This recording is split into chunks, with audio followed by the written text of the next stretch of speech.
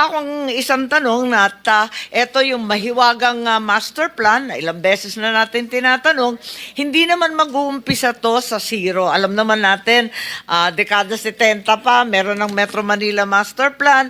Alam naman natin, ang MMDA nandyan. Nung nakaraang hearing, yung REBCO sa DENR, nasabihan din kasi hindi naman pala sila nakikipag-coordinate. Narinig rin natin na meron daw mga master plan and feasibility studies for the 21 major river basins of the country.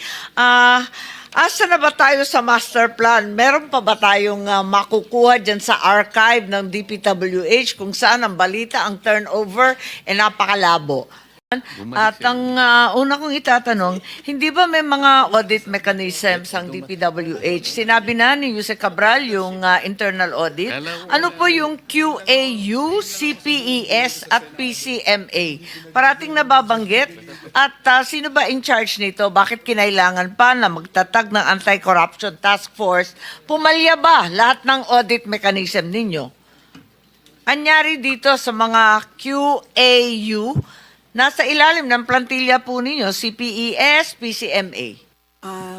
Ang QAU po ay pinamumunan po ng mga miyembro ng mga technical services, yung Bureau of Maintenance, Construction, BQS at BRS, Bureau of Design po. Sila po ay mayroong team na kinikreate para po mag-inspeksyon. Meron po sa central office, meron din po sa regional office. Sa pagkakaalam ko po, the regional office are tasked to inspect yung mga project ng mga district.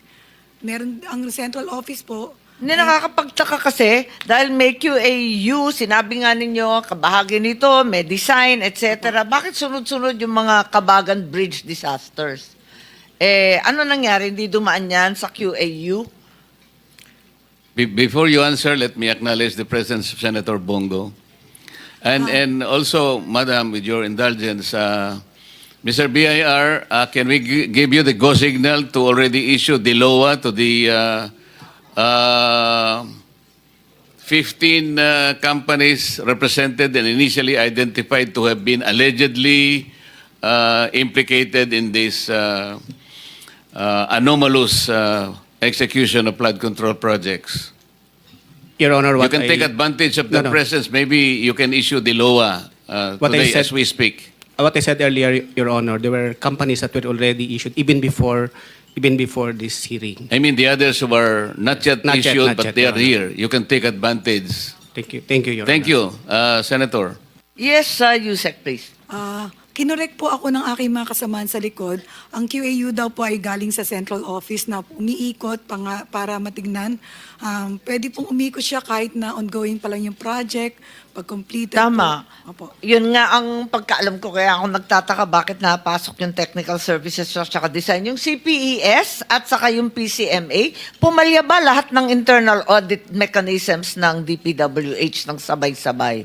Madam, Bakit nagkaganito? Your Honor, Madam Chair, yun pong CPES ay, alam ko po, GPPB ang gumagawa.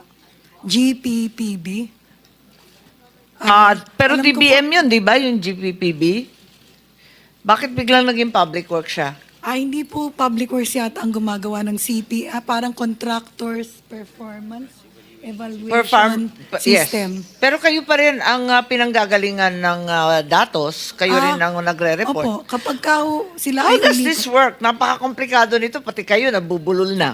Hindi. PCMA, ano naman yun? Yung PCMA po ay database ng DPWH. Kaya nga how do all these work together? At bakit tuloy-tuloy itong mga kapalpakan? Siguro hihingi ako ng impormasyon mula sa inyo at maliwanagan kami, palibhasa ito lang ang kauna-unahang pagkakataon.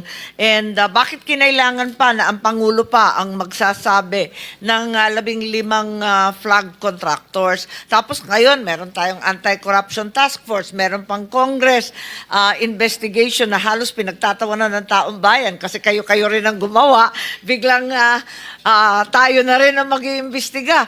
Ano pa ang pinagkaiba nito sa sumbong sa Pangulo website? katakot-takot na investigasyon, pwede ba kasuhan na? Kaya sabi nga ni chairman na maglowa na yung BIR na yan. So maybe you can explain to us the internal audits, otherwise we have nothing to look forward to except continued failed flood-controlled projects. So, meron pa akong isang tanong na ito yung mahiwagang master plan, na ilang beses na natin tinatanong, hindi naman mag-uumpisa to sa zero. Alam naman natin, dekada 70 pa, meron ng Metro Manila Master Plan. Alam naman natin, ang MMDA nandyan. Nung nakaraang hearing, yung REBCO sa DENR, nasabihan din kasi hindi naman pala sila nakikipag-coordinate. Narinig rin natin na meron daw mga master plan and feasibility studies for the 21 major river basins of the country. Asa na ba tayo sa master plan? Meron pa ba tayong makukuha dyan sa archive ng DPWH kung saan ang balita, ang turnover, napakalabo? May mahihinatan ba tayong master plan sa near future? Wag naman sa napakalayo. Kasalukuyan pong ina-update ng UPMO Flood Control ang lahat ng master plan sa 18 major river basin, Mr. Yun lang? Yun pa lang? Yung river pa lamang? Kapag hindi River system po, major river system. Yun pa lang? Yun po yung ina-update. Pero yung national? Wala pong singular, sabi nga po ni former Secretary Bonoan, wala pong singular na master plan para sa buong Pilipinas dahil iba-iba po yung... Wala ba kayong, di ba dapat kayo magtatag ng komite, task force, ano man ang tawag, upang magkaroon ng integrated, comprehensive national master plan? Wala bang balak na may ganun? Paliwanag po diyan ng mga experts sa flood control. Bawat river po may kanya-kanyang hydrologic characteristic kaya hindi po ata pwedeng isang singular master plan. Kada Hindi river hindi naman natin pinag-uusapan lamang ang mga ilog. Pinag-uusapan natin ang lahat ng problema kasi ngayon hindi lang ilog ang nag-overflow kung ano-ano na nag-overflow.